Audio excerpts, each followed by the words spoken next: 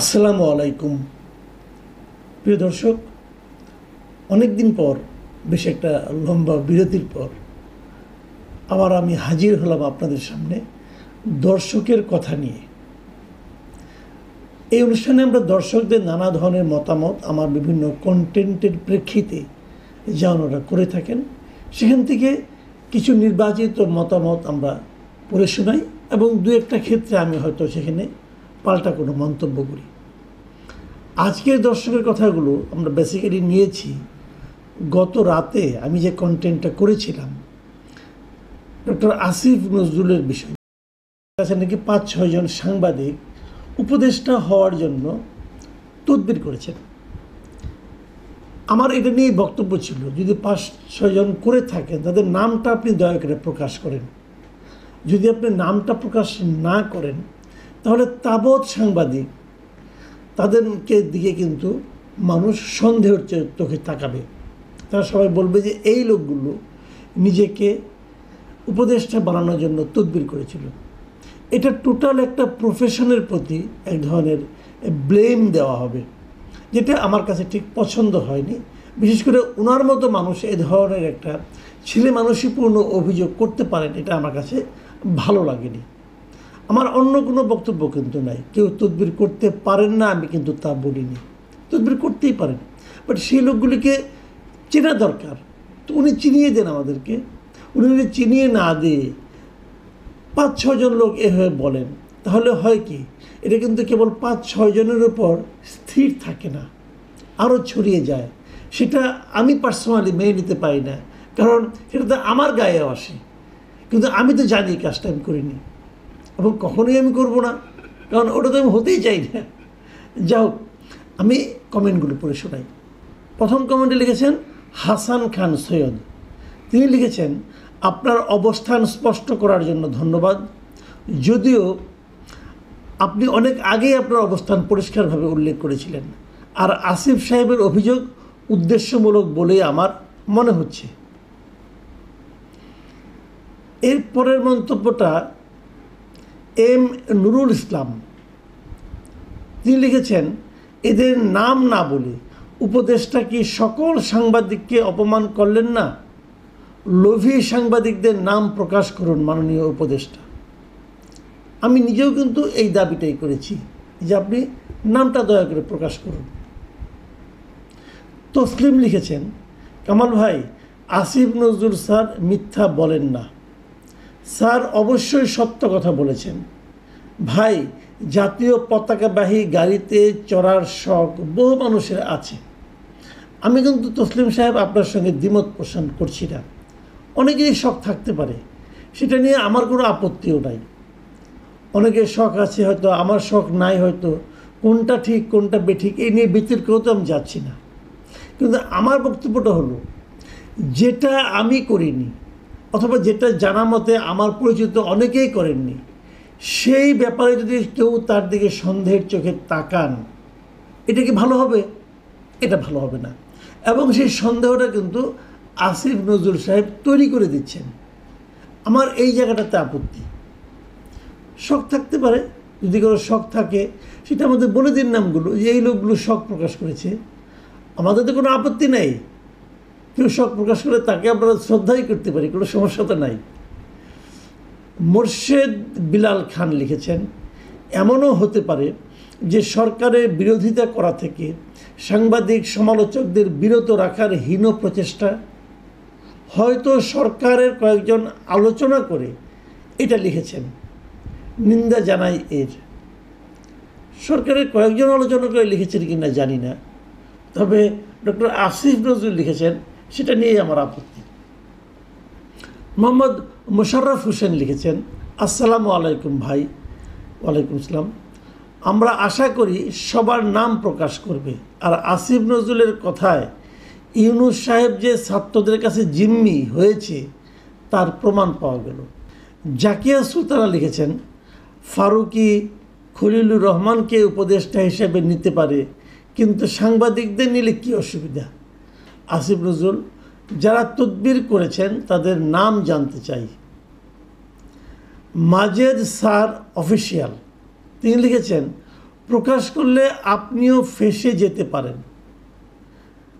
Mister Majed sir official, আপনাকে বলি, আমার ফেঁসে যাওয়ার তো কোনোই কারণ আমি দেখি না। কারণ আমি এই সরকার দায়িত্ব নেওয়ার পর আমার সঙ্গে আসিফ নজরুল সাহেবের একবার দেখা হয়েছিল একটা অনুষ্ঠানে, কিন্তু ওনাকে আমি কখনো ফোনও করিনি। কাজেই আমি ফাঁসবো কীভাবে? আর আমি যদি ফাঁসতামই তাহলে এত আত্মবিশ্বাস দিয়ে এই অনুষ্ঠানটা করতাম না। আপনি যেটা বলছেন এটা একটা ঢালাও ধারণা আপনার। সেলিম খান লিখেছেন, পলাতক কয়েকজন ইউটিউবার পর্যন্ত উপদেষ্টার হওয়ার স্বপ্ন দেখে দেখে দিন পার করছি, এজন্য সব দলকে ভিডিও দিয়ে দিয়ে অপমান করছি। এটা হতে পারে, এটা নিয়ে আমার কোনো বক্তব্য নাই। বিডি চার্চ লিখেছেন, ভাই আপনি কি আসলে তদবির করেছিলেন? আমার সন্দেহ হচ্ছে সব কিছু আপনার সাথে মিলে যাচ্ছে। হ্যাঁ, আপনার সন্দেহ অমূলক নয়, সব কিছুই আমার সঙ্গে মিলে যাচ্ছে। উনি বলেছেন সাংবাদিক, উনি বলেছেন টকশো করেন, আমি দুটোই করি। ইন্টারেস্টিং হলো কেবল আমার সঙ্গে মিলে যাচ্ছে তা না, আরও অনেকের সঙ্গে মিলে যাচ্ছে, এবং যতজনের সঙ্গে মিলে যাচ্ছে সেই সংখ্যাটা 5-6-এর চেয়ে অনেক বেশি। এই জন্যই তো আমি আপত্তিটা করেছি। যেখানে মিলে যাওয়ার সংখ্যা যদি 20 জন হয় অথবা 30 জন হয়, সেখানে যখন আপনি 5 জনের কথা বলবেন, কোন 5 জন যদি আপনি ক্লিয়ার না করেন, তাহলে এই 20-30 জনের দিকেই কিন্তু মানুষজন সন্দেহের চোখে তাকাবে। এটা আমার কাছে আসলে ভালো লাগেনি।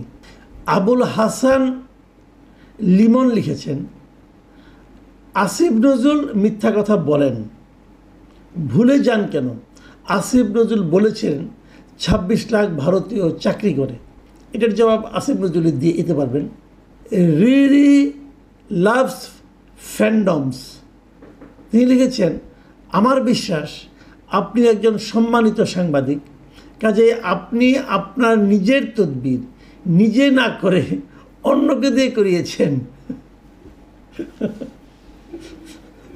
আচ্ছা, এটা হলে তো কিছু করার নাই। এখন যদি কেউ আমার হয়ে করে, সেখানে তো আমার কোনো কিছু বক্তব্য নেই, আমি তো এটা বলতে পারবো না। তবে আমি করিয়েছি এটা কিন্তু প্রমাণ করা লাগবে। যে তদবির করেছে উনি যদি বলেন হ্যাঁ মাসুদ কামাল আমাকে বলেছিল তদবির করার জন্য, তাহলে ওনাকে প্রমাণ করতে হবে মাসুদ কামাল আপনাকে কোথায় বলেছিল, কিভাবে বলেছিল, আপনার কাছে কী ডকুমেন্ট আছে। আজকে আমি বলে দিলে তো হবে না, অভিযোগ করলে তো হবে না। তারপরেও যদি কেউ এরকম বলেন, কেউ সেটাও জানতে চাই, আসিফ নজরুল সাহেব বলুন আমার জন্য কেউ তদবির করেছিলেন কিনা, সেটা শুনতে চাই, অসুবিধা এটা কি? মাহবুবা সালমা, তিনি লিখেছেন, চমৎকার ব্যাখ্যা দিলেন এবং পরিষ্কারভাবে নিজের অবস্থান জানিয়ে দিলেন। এরকমই হওয়া উচিত। পৃথিবীতে সবার চাওয়া একরকম হয় না। আপনাকে ধন্যবাদ। দীপ্তা চক্রবর্তী লিখেছেন, খুব সুন্দর ব্যাখ্যা দিয়ে আপনি আপনার যোগ্যতারই প্রমাণ দিলেন, এই জন্যই আপনাকে শ্রদ্ধা এবং ভালোবাসি। ধন্যবাদ। শিমুল মোহাম্মদ লিখেছেন, আমার বিশ্বাস হয়তো অনেকে ভুল করে উপদেষ্টা হতে চেয়েছে। বর্তমানে সুস্থ মস্তিষ্কের কাউকে জোর করেও কথিত উপদেষ্টা করতে পারবেন না। জনাব শিমুল মোহাম্মদ, আপনার কাছে এটা মনে হয়েছে, কিন্তু লোভ মানুষের থাকে। আমার তো মনে হয় এই বলা হয় তুমি 10 দিনের জন্য হও, তাও হয়তো অনেকে লাফিয়ে পড়বে। মুসা লিখেছেন, মাসুদ কামাল সাহেব এক এক সময় এক এক ধরনের কথা বলেন, ওনাকে বোঝা খুবই মুশকিলের ব্যাপার। না ভাই, আপনার এই কথার সঙ্গে আমি একমত না। আমি একবার এক এক রকম কথা বলি না, আমি সবসময় একই ধরনের কথা বলি। সেটা হয়তো আপনার কাছে মনে হয়েছে এই কারণে, আপনার কাছে হয়তো মনে হয়েছে আমার কথা একবার এক এক রাজনৈতিক দলের পক্ষে যায় অথবা বিপক্ষে যায়। হ্যাঁ, এটা মনে হয় স্বাভাবিক, কারণ আমার কোনো রাজনৈতিক দলের সঙ্গে আমি সম্পৃক্ত নই। কোনো রাজনৈতিক দলের প্রতি আমার কোনো স্থায়ী অনুরাগও নাই, স্থায়ী বিরাগও নাই। আমি যদি কোনো রাজনৈতিক দলের কোনো কাজকে ভালো দেখি সেটা প্রশংসা করি, খারাপ দেখলে সমালোচনা করি। এটা কোন দল সেদিকে তাকাই না। সরকারের কিছু ভালো পেলে আমি যদি ভালো মনে করি আমি প্রশংসা করি, যদি খারাপ মনে করি আমি সমালোচনা করি। কাজে এই আসিফ নজরুল সাহেবের আমি অনেক প্রশংসা করেছি, এবারই প্রথম সমালোচনা করলাম, কারণ ওনার এই কথাটা আমার পছন্দ হয়নি। যেগুলি পছন্দ হয়েছে সেগুলো সব প্রশংসা করেছি। কাজে আমাকে বোঝা মুশকিল ঠিক না, আমাকে বোঝা খুব সহজ। আপনি যদি আপনার নিজেকে বুঝেন তাহলে আমাকেও বুঝবেন। এটাই শেষ মন্তব্য। সাইফুল করিম লিখেছেন, মাসুদ ভাই আপনি মাছ ধরতে চান কিন্তু পানিতে নামতে চান না, তা কি হয়? কথা বলতে পারাটা সাংবাদিকতা নয়, সমাধান দেওয়াটার নাম সাংবাদিকতা। আপনি ভাই শুধু সমালোচনা করেন কিন্তু সমাধান দিতে পারেন না। আমি সাইফুল করিমের সঙ্গে এই ব্যাপারে একটু ডিটেল আলোচনা করতে চাই। ভাই সমাধান দেওয়া আমার কাজ না, পৃথিবীর কোনো সাংবাদিকেরই সমাধান দেওয়া কাজ না। সাংবাদিকের কাজ হচ্ছে কি ঘটছে সেটা বলা, এবং এই ঘটনা নিয়ে মানুষ কি ভাবছে সেটা বলা, এবং এই ঘটনার মধ্যে যদি অযৌক্তিক কিছু থাকে সেটা নিয়ে প্রশ্ন করা। এটা হলো সাংবাদিকের কাজ। সমাধান দেওয়া সাংবাদিকের কাজ না, তাহলে তো সাংবাদিক দেশে সব কিছু করত। সমাধান দেওয়াটা যারা দেশ চালায় তাদের কাজ। এটার জন্য প্রশাসন আছে, সরকার আছে, আইন শৃঙ্খলা রক্ষাকারী বাহিনী আছে, তারা সমাধান দেবে। কোথাও ধরেন চুরি হলো, চোরকে ধরা সাংবাদিকের কাজ না, চুরি যে হলো এই কথাটা বলা সাংবাদিকের কাজ। চোর ধরার কাজ হলো পুলিশের, চোরকে বিচার করার দায়িত্ব হলো বিচার বিভাগের, আর সেই বিচার বাস্তবায়ন করার দায়িত্ব হলো সরকারের। এভাবে মাথায় রাখেন। আমি সমাধান দিতে বসি নাই। আমি সমাধান দেবো কীভাবে? আমি জানি না কি সমাধান। আমি কেবল প্রশ্নটা করছি যে এটা হওয়া উচিত কি না, জানতে চাইছি, এটুকুই, আর কিছু নয়। প্রিয় দর্শক, আপনারা যারা মন্তব্য করেছেন আপনাদের সকলের প্রতি আমার কৃতজ্ঞতা। আমি চাই এই ধরনের মন্তব্য আপনারা করতে থাকুন। আমরা মাঝে মাঝে যখনই সময় পাবো এগুলো নিয়ে আলোচনা করব, এবং আমি মনে করি